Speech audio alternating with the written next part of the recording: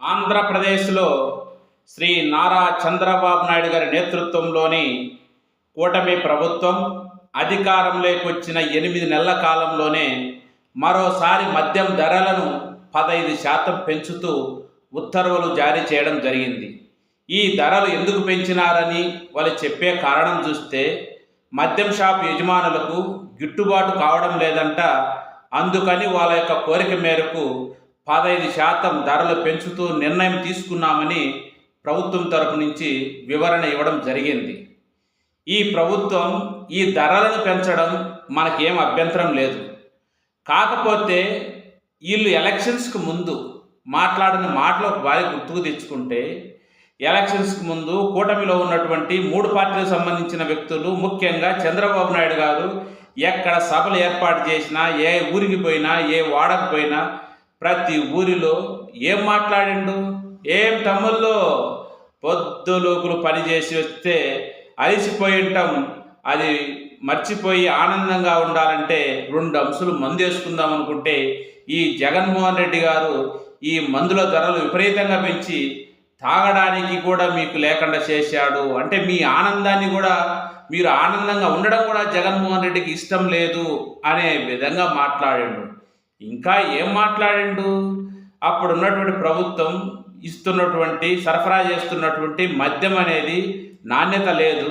మేము అధికారంలోకి వస్తే నాణ్యమైన మద్యాన్ని ఇవ్వడమే కాకుండా ధరలను పూర్తిగా తగ్గిస్తాం, మద్యం ధరలను మేము అధికారంలోకి వస్తే పూర్తిగా తగ్గిస్తామని పదే చెప్పిండ్రు. ఇంకొక వైపు వీళ్ళ కూటమిలో భాగస్థుడు జనసేన అధినేత పవన్ కళ్యాణ్ గారు, ప్రస్తుతం డిప్యూటీ సీఎం పిఠాపురం తాలూకా ఎమ్మెల్యే గారు ఏం మాట్లాడారు? ప్రతి సభలో ఎనికి ముందుకు ఊగుతూ, ఒక రకంగా చెప్పాలంటే మద్యం సేవించిన వ్యక్తి ఏ విధంగా అయితే ప్రవర్తన ఉంటుందో ఆ విధంగా, ఓ జగన్, మా మద్యం ప్రియుల పట్ట మీద కొట్టావు జగన్ నువ్వు, మా మద్యం ప్రియుల పట్ట మీద కొట్టావు జగన్ నువ్వు అని పదే హేళన చేస్తూ మాట్లాడారు. ఎవరు మద్యం ప్రియులు? మా మద్యం ప్రియులు అంటారు పవన్ కళ్యాణ్ గారు.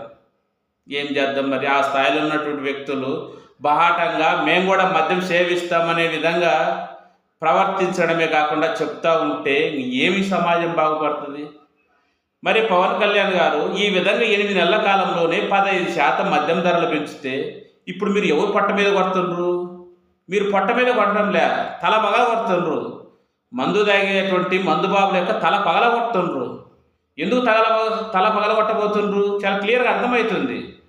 మీరు అధికారంలోకి వచ్చిన తర్వాత నూతన మద్యం పాలసీలో భాగంగా వెంటనే కొన్ని రేట్లు నిర్ణయించారు. మళ్ళీ ఒక 10 రోజులకే ఆ రేట్లను సవరించి ఆ ట్యాక్స్ ఈ ట్యాక్స్ అని ఫస్ట్ ఫేజ్లోనే ధరలు పెంచేసిండ్రు.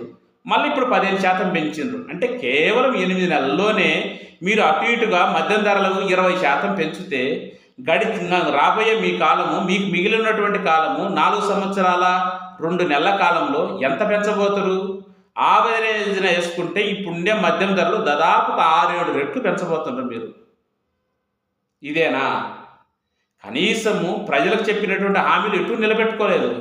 కనీసం పాపం మందుబాబులు మిమ్మల్ని నమ్మి మా చంద్రబాబు నాయుడు గారు వచ్చి, మా పవన్ కళ్యాణ్ గారి నేతృత్వంలో కూటమి ప్రభుత్వం వస్తే మద్యం ధరలు తగ్గిస్తారు, మనం హాయిగా తాగి ఆరోగ్యంగా ఉండొచ్చు అని వాళ్ళ భ్రమ పడితే వాళ్ళ భ్రమను భ్రమలాగానే ఉంచుతారా? ఇది కరెక్ట్ కాదు కదా సార్.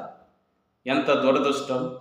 ఈ రాష్ట్రంలో తెలుగు ప్రజలు, ఆంధ్ర ప్రాంత ప్రజలు 4 దశాబ్దాలుగా రాజకీయం కలిగిన ఒక వ్యక్తి, 3-4 సార్లు ముఖ్యమంత్రి అయిన ఒక వ్యక్తి అంత బహాటంగా మద్యం గురించి మాట్లాడి ఆ మద్యం మీద ఎలక్షన్స్కి పోతే ఆ మాట ఓట్లేసిన ఈ ఆంధ్ర ప్రజలను ఎట్లా అర్థం చేసుకోవాలి?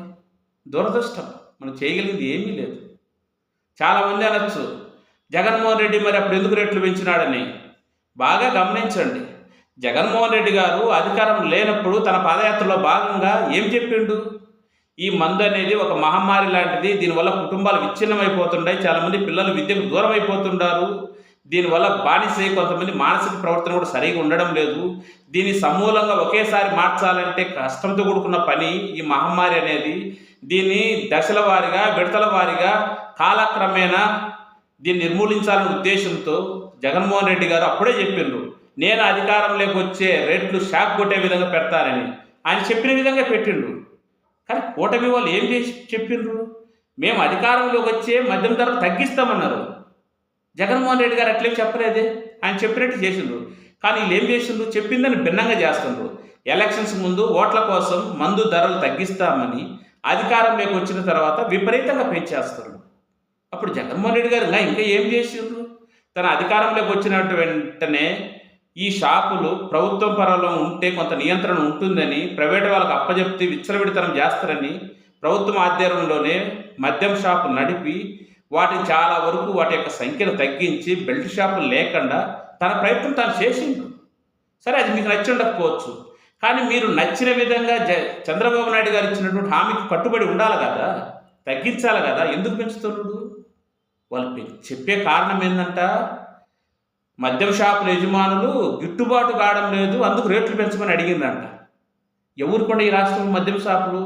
మీరు నూతన మద్య పాలసీ తీసుకొచ్చిన తర్వాత, ప్రైవేట్ పరం చేసిన తర్వాత మద్యం షాపులు ఎవరి ఆధ్వర్యంలో ఉన్నాయి? దాదాపు 90 నుంచి 95% మీ కూటమి ఆధ్వర్యంలో ఉన్నాయి. ముఖ్యంగా తెలుగుదేశం నేతల ఆధ్వర్యంలో ఉన్నాయి. అంటే మీరు అధికారంలోకి వచ్చి మీ కార్యకర్తలు, మీ నాయకులు, మీ పార్టీ బాగుండడం కోసం ఏ నిర్ణయాలను తీసుకుంటారు. కానీ ప్రజలకు ఇచ్చినటువంటి హామీలన్నీ గాలికి వదిలేస్తారు. ఇది మీ యొక్క విచక్షణ. ఇంకా ఇక్కడ ఎంత ఘోరం అంటే, చంద్రబాబు నాయుడు గారు పవన్ కళ్యాణ్ గారి బాటంగా మందు గురించి మాట్లాడడం కాదు. అక్కడ కర్నూలు సంబంధించిన ఒక జిల్లా అధ్యక్షుడు, ఆయన పద్ధతి ప్రకారం 8 గంటలు అయితే మద్యం సేవించి పండుకుంటున్నాడంట.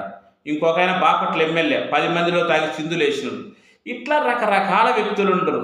ఇదంతా ఒక ఎత్తు అయితే, నిన్న రీసెంట్గా నందమూరి బాలకృష్ణ గారికి పద్మభూషణ్ అవార్డు రావడం జరిగింది. దాని సందర్భంగా రకరకాల సెలబ్రేషన్స్ జరిగినాయి. ముఖ్యంగా వాళ్ళ కుటుంబ సభ్యులకు సంబంధించి ఒక ప్రోగ్రాం జరిగితే వాళ్ళ సోదరీమణులు అంటే పురంధేశ్వరి గారు, భువనేశ్వరి గారు ఆయన ఇంటర్వ్యూలుగా ఆయన ప్రశ్నిస్తూ ఒక కార్యక్రమాన్ని ఏర్పాటు చేస్తే, అక్కడ మన చంద్రబాబు నాయుడు గారి సతీమణి భువనేశ్వరి మేడం గారు ఏం మాట్లాడుతారు? బాలయ్యన్న, మీకు మ్యాన్సన్ హౌస్కు ఉన్న సంబంధం ఏంటి?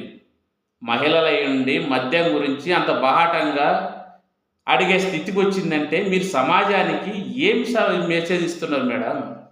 అసలు మీ కూటమిలో ఉన్నటువంటి వ్యక్తుల యొక్క మైండ్ సెట్ ఏంది? ఎక్కడ చూసినా మనం చూస్తుంటాం. ప్రభుత్వానికి సంబంధించినటువంటి వివిధ యాడ్ల రూపంలో మద్యపానం, ధూమపానం మంచిది కాదని మనమే యాడ్లు ఇస్తుంటాం. అలా మీరు అధికారంలో ఉండి, మీరు నియంత్రించాల్సిన స్థానంలో ఉండి, మీ బాధ్యతగా ఉండి మీరే బాటంగా మద్యం గురించి ఒక రకంగా చెప్పంటే మద్యం తాగండి ఆరోగ్యానికి మంచిదనే విధంగా మీరు మీ యొక్క ప్రవర్తన ఉంటే ఈ సమాజం ఏం బాగుపడుతుంది? అంటే ఇక్కడ కేవలం మిమ్మల్ని అనడానికే లేదులేండి, జనాలు కూడా అట్లే తయారయ్యారు. అసలు ఒకప్పుడు ఒకవేళ ఎవరైనా తాగే వాళ్ళు ఉన్నా దాన్ని ఎంత సీక్రెట్గా మెయింటైన్ చేయడము, 10 మంది చూస్తే దానివల్ల సరే సమాజం చెడిపోద్దనో, పెద్దలకు భయపడో దానికి ఎంతో సీక్రెసీ మెయింటైన్ చేసేవాళ్ళు. ఇప్పుడు బాహాటంగా చట్టాలను అమలు చేసేవాళ్ళు, రాష్ట్రానికి వివిధ పెద్ద పెద్ద హోదాల్లో ఉన్నవాళ్ళు, వాళ్ళ కుటుంబ సభ్యులే మందు గురించి, మద్యం గురించి ఇంత బాహాటంగా మాట్లాడుతుంటే ఏం చేయాలి? దానికి అనుగుణంగానే కదా మీరు ప్రైవేట్ పరం చేసింది. విచ్చలవిడిగా షాపుల సంఖ్యను పెంచడమే కాకుండా ఊరు వాడ బెల్ట్ షాపులు, ఊరు వాడపోయి ఇంకా చివరికి ఇంటింటికి బెల్ట్ షాపులు అయిపోయినాయి. ఇది రాష్ట్రంలో ఉండేటువంటి పరిస్థితి. ఈ ప్రజలు ఎప్పుడు మారుతారో, దీన్ని ఎప్పుడు అర్థం చేసుకుంటారో, వీళ్ళ కుటుంబాలను ఎప్పుడు బాగుపరుచుకుంటారో ఆ దేవుడే చూసుకోవాలి. చూద్దాం.